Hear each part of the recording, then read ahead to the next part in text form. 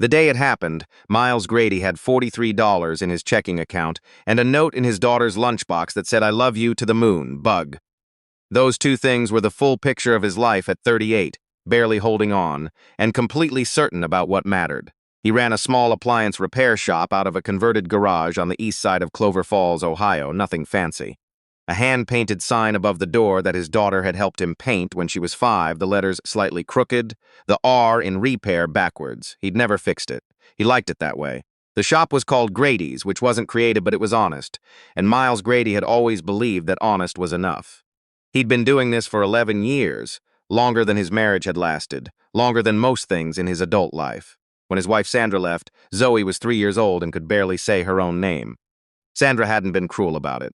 She just said she wasn't built for this kind of life, the kind where there was always something breaking, always something that needed fixing, always grease under someone's fingernails at the dinner table.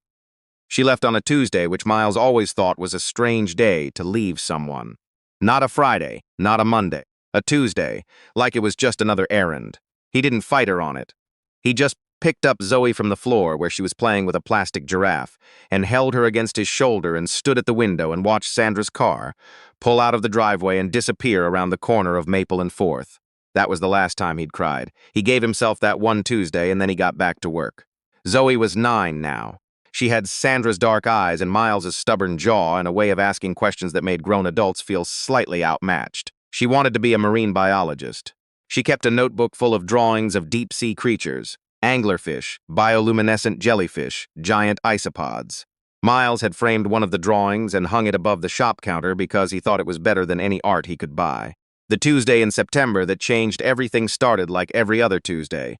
Miles had dropped Zoe at school at 7:40, come back to the shop, made coffee that was too strong, and started on a KitchenAid mixer that had been acting up for a woman named Mrs. Patel in apartment 4C on Birchwood. He'd promised her he'd have it done by Thursday. He was going to have it done by Wednesday because he always tried to do things one day earlier than he said he would. It was a small thing, but small things were how Miles operated. Around 11:15, a car pulled up outside the shop. It wasn't the kind of car that usually came to Grady's. Most of Miles's customers drove Camrys with dented bumpers or pickup trucks that had seen better decades. This was a silver Porsche Cayenne, the paint so clean it looked wet. It sat at the curb for a moment, engine running, and Miles watched through the window as a woman stepped out. She was somewhere in her mid-40s, dressed in a charcoal blazer and dark slacks, her hair pulled back in the kind of effortless way that actually takes a lot of effort. She looked at the shop the way people look at things they've been sent to and aren't entirely happy about. A quick scan, a small compression of the lips. She came through the door carrying a Vitamix blender, the professional grade one, the kind that costs more than Miles made in a week. "I need this fixed," she said. No hello, not even a glance at the backwards R on the sign. Miles came around the counter. He was in his work clothes, dark jeans, a gray Henley with a small bleach stain near the left pocket, boots he'd had resoled twice. He wiped his hands on a rag and took the blender. "What's it doing?" "It's not doing anything." "That's the problem. It stopped mid-blend last week. I've been waiting for the manufacturer to send a replacement, but apparently it takes 6 to 8 weeks. She said 6 to 8 weeks, the way people say things they consider personally offensive. Miles turned the blender over, checked the base, plugged it in. It didn't respond. He pressed a few buttons, listened, tilted his head slightly. Could be the thermal fuse, could be the motor brush. "I'd have to open it up." "Fine, how long?" "I can look at it this afternoon. Probably have an answer for you within the hour if you want to wait." She looked around the shop, the shelves of small motors, the pegboard of tools, the framed deep-sea anglerfish above the counter.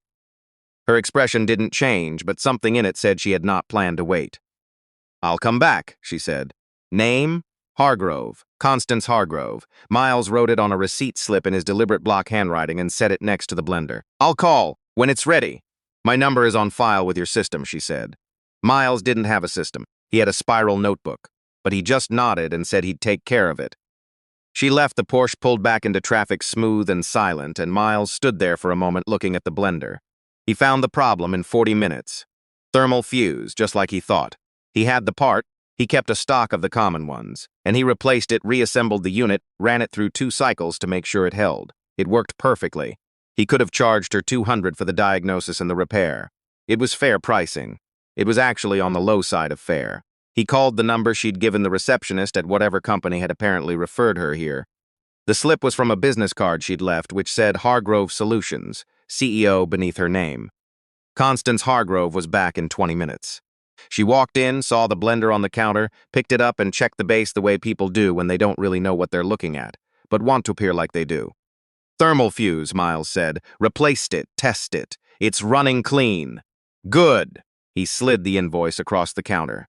He'd written it up by hand, neat and clear. Parts plus labor, $165. She glanced at it. A pause that lasted maybe 3 seconds, which doesn't sound long, but Miles felt it. That seems high, she said. It's a professional grade unit. The fuse itself runs $42. Labor's standard rate. I could have bought a replacement fuse online for $8. You could have, Miles said. But you just also need to know which one to buy, how to access the motor housing without voiding the warranty, and how to test it properly afterward. That's what the rest covers.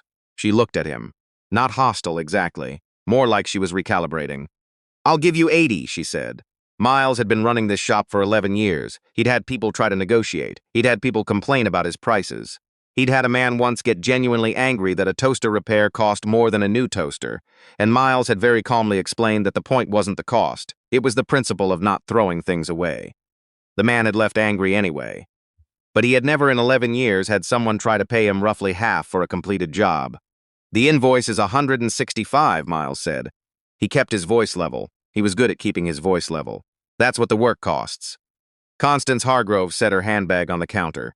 She opened it with the ease of someone who is used to getting what she wants through patience and composure. Look, she said almost gently, I'm sure you do fine work. But I run a company with 40 employees and I have suppliers, vendors, contractors. I negotiate everything. $80 is fair. It's not what the work costs. I'm offering you cash. She drew out 420s and placed them on the counter. Right now. Miles looked at the money. He looked at her. He thought about the $43 in his checking account and Zoe's lunchbox, and the note that said, I love you to the moon bug. He thought about the thermal fuse he'd paid $42 for. He thought about 11 years of early mornings and late nights and Resoled boots and a backwards R he'd never fixed. He slid the 420s back across the counter toward her hand. $165, he said. That's the price. Something shifted in her face. Not embarrassment, not quite anger. Something more like surprise, the kind people feel when a thing they expected to work doesn't work. You're serious. I am. She picked up the blender with one hand and her handbag with the other. Then I suppose we're done here, she said, and she walked out without paying. Miles stood at the counter. He didn't move for a moment. He listened to the sound of the Porsche starting up. He listened to it pull away. He was still standing there 2 minutes later when the bell above the door rang again. He thought it was her. He turned. It wasn't. The man who walked in was old. Maybe 75, maybe older. He wore a simple dark jacket and khaki trousers and shoes that were very clean. He wasn't tall. He had white hair and a face that had clearly once been handsome and was now just honest looking. He moved slowly but without hesitation, like someone who had simply decided a long time ago that there was no point in hurrying. He looked around the shop the way people look at things they recognize. You do good work here, he said. Not unkind, genuine. I try to, Miles said. The man nodded.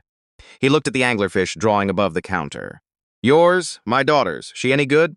Better than me at most things. The man smiled a little. He looked at the counter where the invoice was still sitting, the job number, the price, the name Hargrove at the top. I was in the parking lot, he said. Getting coffee next door, I heard some of that. He paused. I hope you don't mind me saying. Miles didn't know what to say, so he didn't say anything. You know who that was? The man asked. She said her name was Constance Hargrove. The man nodded. My daughter, he said.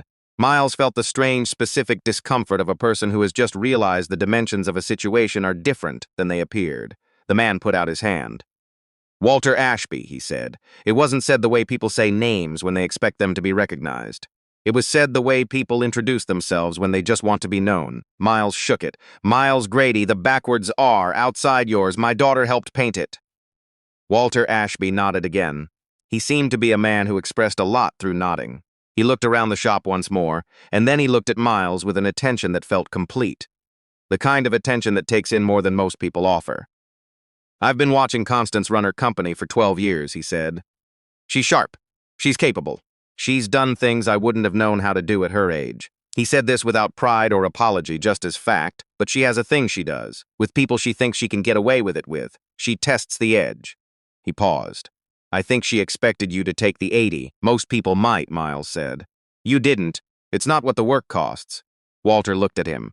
There was something in his face then that Miles would think about later, trying to name it. It wasn't admiration exactly. It was more like recognition, the look of someone who has spent a long time looking for something they had almost given up on finding. "Can I buy a cup of coffee from you?" Walter asked, nodding towards a small machine on the shelf behind Miles. Miles almost laughed. "It's pretty bad coffee. I've had worse." Miles poured 2 cups. They stood on either side of the counter and drank bad coffee in a converted garage on the east side of Clover Falls, and Walter Ashby asked questions. Not interrogating, asking. What did Miles do before this? How long he'd been on his own with his daughter? What Zoe wanted to be when she grew up? Miles found himself answering more openly than he usually did with strangers, maybe because there was nothing being asked for. It was just conversation. Walter asked about the business. Miles told him the truth, that it was enough, most months, that he'd had a slow summer, that he didn't have a website because he'd never quite gotten around to it and most of his business came from word of mouth anyway, that he had 4 regular commercial clients who sent him appliances from their apartment buildings, and that was what kept the lights on in August. Walter listened to all of it. After maybe 40 minutes, he set his cup down. He reached into the inside pocket of his jacket and produced a business card, which he set on the counter next to the Hargrove invoice. The card was plain. Dark ink on cream paper. It said Walter Ashby, Ashby Capital Group. Miles had heard of Ashby Capital Group the way most people in Ohio had heard of it, vaguely, in the background of news about acquisitions and real estate developments, and the kind of money that doesn't move in increments most people can picture. He looked at the card. He looked at the old man. "I've been thinking about doing something I've been putting off for too long," Walter said. He spoke carefully, like a man who does not use more words than he means. "I have a foundation, named for my late wife. It's supposed to support small business owners who are the primary caretakers of their families. Single parents, mainly. The kind of people who don't ask for help but probably need a hand up." He paused. "I haven't funded it properly yet. I've been waiting. I told myself I was waiting until I found the right first recipient." He looked at Miles directly. "I think I've been stalling." Miles said nothing. His heart was doing something strange. "I'd like to offer you a grant," Walter said, "to expand the business, hire some help, build a real customer base, fix the website you haven't built yet." A small pause. "Get that sign properly painted, maybe. The R is supposed to be backwards," Miles said. His voice came out quieter than he intended. Walter smiled properly for the first time. It changed his whole face. "Fair enough, leave the R." He named a figure. Miles made him repeat it. It was not a small figure. It was not the kind of number that comes into a conversation in a converted garage on a Tuesday and goes back out quietly. It was the kind of number that rearranges things, not just money, but the whole shape of what's possible. College funds, a real sign, a second workbench, someone to answer the phone so Miles could stay in the back and do the work he was actually good at. Maybe, somewhere in the future of it, some breathing room. Some mornings that didn't start with counting. Miles stood there for a long moment. He was aware that he was gripping the edge of the counter. "Why?" he finally said. "You don't know me." "I know enough," Walter said. "I know you didn't take $80 when you were owed $165, even though I suspect you could have used the 80. I know you have a daughter who draws anglerfish and that you framed it and put it where you could see it every day. I know you've kept this place running for 11 years on your own." He picked up the business card and turned it in his fingers, not looking at it. "My wife's name was Carol. She raised our kids mostly alone because I was building something and I thought that excused me from being present. It didn't. She never complained. She just kept going." He set the card back down. "She would have liked knowing this money went somewhere like this." Miles didn't say anything for a while. Then he said, "I'd want to pay it forward when I'm in a position to." Walter looked at him. "That's exactly what I was hoping you'd say." They shook hands again. It felt different this time, less introduction, more agreement. After Walter left, Miles stood alone in the shop. The Vitamix invoice was still on the counter. He looked at it for a long moment. Then he folded it in half and put it in his breast pocket. He wasn't sure why. It felt like something he should keep. Zoe got picked up at 3:15, same as always, by Miles in his truck that had 212,000 miles on it and a pine tree air freshener that had stopped smelling like pine 3 years ago. She climbed in and dropped her backpack on the floor and buckled up and said, "Lamb Holt said jellyfish aren't real animals," with the specific indignation of a 9-year-old who has been wronged. "Jellyfish are very real animals," Miles said. "That's what I said." He said they're just blobs. "They're invertebrates. No backbone. They've been around for 500 million years, which is longer than most things with backbones." Zoe processed this with great seriousness. "I'm going to tell him that tomorrow. Use your nice voice. I have a nice voice. You have an intense voice." She considered this not entirely unfair. They drove for a while in the comfortable quiet that had developed between them over 9 years of being each other's primary company. "Something happened today," Miles said. Zoe looked at him. She had a particular way of looking at him when she sensed something important, very still, like she was trying to take in the whole frequency of it, he told her. Not all the details, not the number, not the full weight of it. He told her about the woman who hadn't paid, and about the old man who had come in after, and about the coffee, and about what Walter Ashby had said. When he finished, Zoe was quiet for almost a full minute. "So she just took the blender," she said. "She did, without paying, without paying." Another pause. "That's stealing," Zoe said. She said it without drama, just as categorization. "It is," Miles agreed. "And then her dad gave us money? A grant. For the business." She thought about this. Why did he do that? Miles thought about how to answer that honestly, in a way that was true and that she could carry. "He saw the way I handled it," Miles said. "And I think he's been looking for a place to put something he's been carrying for a while. A way to do something that meant something." He paused. "Sometimes people watch how you are when things aren't going your way, and that tells them something about how you'd be if things were." Zoe looked out the window for a long time. They passed the school, the dry cleaners, the Methodist church with the marquee sign out front that always had a new, slightly baffling quote. This week it said, "God counts the seeds, not the apples." "Dad?" she said. "Yeah, Bug? Are we going to be okay now?" He felt the question in the center of his chest, the specific weight of it, not just what she was asking, but the fact that she'd been wondering, that she was 9 years old and had been, in her quiet, careful way, keeping track of things. "We're going to be better than okay," he said. She looked at him, evaluating. She was a rigorous kid, Zoe Grady. She didn't accept comfort easily. But something in his face must have passed her test, because she nodded once and turned back to the window and said, "We should get a better blender for home." Miles laughed. It came out surprised and real and a little ragged around the edges. "Yeah," he said. "We should. Not a Vitamix, though. Those are overrated. How do you know that?" "Mrs. Keller has one, and she says it's too loud." "Fair enough." She reached over and turned on the radio without asking, which she always did, and found a station playing something neither of them particularly liked, and left it on anyway, which she also always did. And Miles drove the rest of the way home with the windows cracked and the pine tree swinging faintly from the mirror and the folded invoice in his breast pocket, and the number Walter Ashby had said still sitting somewhere in the back of his mind, slowly becoming real. The next morning, Miles opened the shop at 8 like always. He made the bad coffee. He put on the work gloves. He looked at the anglerfish above the counter. He picked up his phone and called his accountant first. A retired numbers guy named Pete, who did Miles's taxes every year for less than he should have charged, because Pete had once said that Miles reminded him of his son, which was a thing Miles had never entirely known how to respond to. He told Pete what had happened, just the broad outline, and Pete was quiet for a long moment and then said, in the way that Pete said most things, "Well, don't do anything stupid with it." "I was thinking about expanding," Miles said. "That's not stupid," Pete said. "That's different." Then Miles called his landlord and asked about the additional bay next door that had been empty since the auto shop moved out 3 years ago. His landlord, a man named Gene, who was perpetually surprised by anything that required a decision, said he'd have to think about it. Miles said he understood. Gene called back in 40 minutes and said he could have it. Miles sat at his workbench and looked around the shop. He thought about what Pete had said. That's not stupid, that's different. He thought about the invoice in his breast pocket. He thought about Zoe at school right now, drawing deep-sea creatures in the margins of her math homework. Probably still thinking about what she was going to say to Liam Holt about jellyfish. He picked up a pen and a fresh piece of paper, not a receipt slip, just paper, and he started writing down what he wanted to build, not what he needed. What he wanted. There was a difference, and he was only now beginning to feel entitled to that difference. A second workbench. A part-time hire, someone good with their hands and honest about what they didn't know. He'd find that person eventually. You recognized them when you met them. A proper booking system so customers could schedule online. A website, finally, with photographs of the shop and a description of what he did and why he did it. Business cards. Maybe a small sign in the window, and the backwards R would stay. He'd already decided that. He kept writing. The list got longer. Outside Clover Falls was doing what small Ohio cities do in September, cooling down from summer. Kids back in school.